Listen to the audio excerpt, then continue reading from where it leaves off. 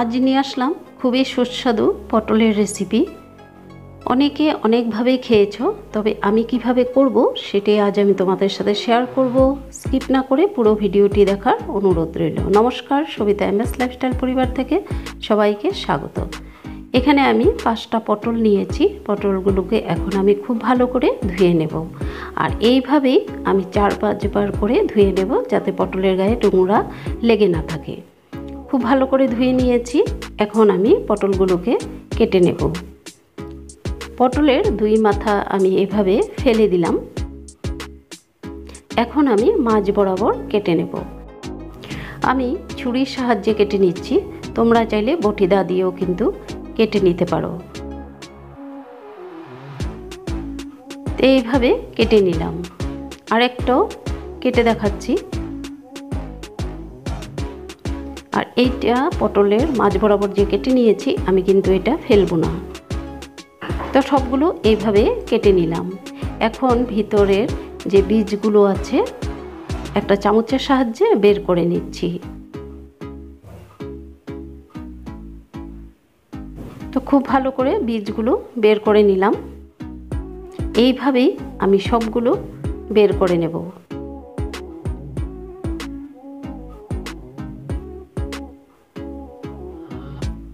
তো সবগুলো বের করা হয়ে গেছে। এখন আমি একটা সাইডে রেখে দেব। এখানে নিয়েছি ছানা, আর পটলের যে খোসাটা বের করেছি এর মধ্যে দিয়ে দিলাম একটা কাঁচা লঙ্কা। এখন আমি সবগুলো একসঙ্গে পেস্ট করে নেব। আর দিয়ে দিচ্ছি কুচানো কিছু কাজু। ওভেনের উপরে ফ্রাই প্যান বসিয়ে দিলাম। দিয়ে দিচ্ছি 1 চামচ পরিমাণ ধনে, মৌরি, গোটা জিরে, আর দিয়ে দিচ্ছি 4টে এলাচ। 2 চামচ দিয়ে দিচ্ছি গোবিন্দভোগ চাল। এখন আমি হালকা আঁচে ভেজে নেব। খেয়াল রাখতে হবে যাতে ভাজার সময় পুড়ে না যায়। তো খুব ভালো করে ভেজে নিয়েছি। এখন আমি নামিয়ে নিলাম। সামান্য পরিমাণে তেল দিয়ে দিলাম, আর দিয়ে দিচ্ছি 1 টেবিল চামচ পরিমাণ আদা বাটা।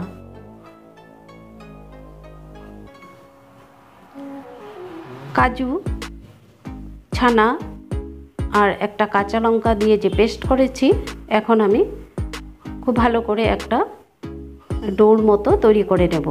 দিয়ে দিচ্ছি স্বাদ মতো লবণ, আর দিয়ে দিচ্ছি কাজু আর কিশমিশ। তোমরা চাইলে স্কিপও করতে পারো। আর দিয়ে দিচ্ছি আমি যে মশলাটা তৈরি করেছি, মশলাটাও দিয়ে দিলাম 1 টেবিল চামচ পরিমাণ। কড়াইয়ের গা কিন্তু একদম ছেড়ে দিচ্ছে। এখন আমি নামিয়ে নেব। আবারও ফ্রাই প্যানটা বসিয়ে দিয়ে দিলাম তেল। এখন আমি পটলগুলো ভেজে নেব।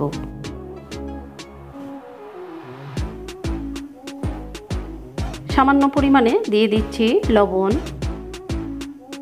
আর এখানে আমি হলুদ ব্যবহার করব না। পটলের যে সবুজ কালারটা দেখা যাবে এতে কিন্তু খুব সুন্দর দেখাবে, তার জন্য আমি আর হলুদ ব্যবহার করলাম না। ভাজা হয়ে গেছে। এখন আমি নামিয়ে নিচ্ছি। আর খুব কড়া করে ভাজতে হবে না।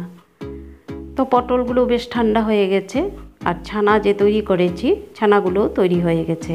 এখন আমি পটলের মধ্যে দিয়ে দিলাম, আর উপরে একটা কাজু দিয়ে দিয়েছি। তোমরা চাইলে কিশমিশও কিন্তু ব্যবহার করতে পারো। তো এখন আমি আবারও সামান্য পরিমাণে তেল দিয়ে দিলাম, আর ফোড়নে দিয়ে দিচ্ছি মৌরি, আর দিয়ে দিচ্ছি 1 টেবিল চামচ পরিমাণ আদা বাটা। হলুদ গুঁড়ো দিয়ে দিলাম। হলুদ গুঁড়ো দিয়ে আবারও খুব ভালো করে নাড়াচাড়া করে নিচ্ছি।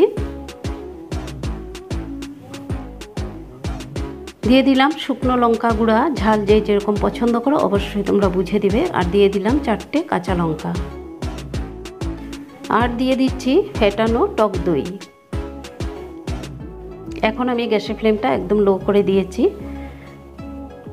না হলে কিন্তু দইটা অনেক সময় ফেটে যেতে পারে। আর দিয়ে দিচ্ছি কাশ্মীরি গুঁড়ো লঙ্কা, এতে কালারটা খুব সুন্দর আসবে।